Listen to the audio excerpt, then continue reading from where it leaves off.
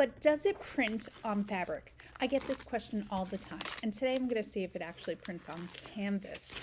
There's lots of creators who have done tutorials, incredible tutorials with the trials and tribulations of printing on fabric, and I will tag them.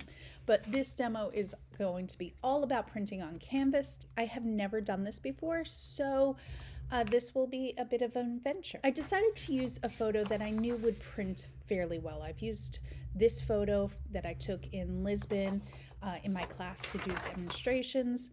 So I knew it was going to be a fairly solid image that would print well. I used gel medium as my transfer layer, and I chose my canvas to be a similar size as the gel plate, which I'm not sure if it was the best solution given the fact that I needed to weight it down in order to ensure that the transfer worked. I found a solution by using these books that were about the same size as the empty space in between the stretcher strips. Now, if I wanted this to work really well, I would want to make sure that the canvas was super smooth.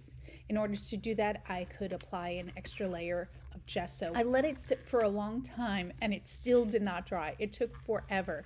And since I had it resting on this heavy-duty plexiglass, it just wouldn't peel up off of the plexiglass. So I think if I did this again, I would not have it on the plexiglass. That way I could easily roll the gel plate off of the canvas.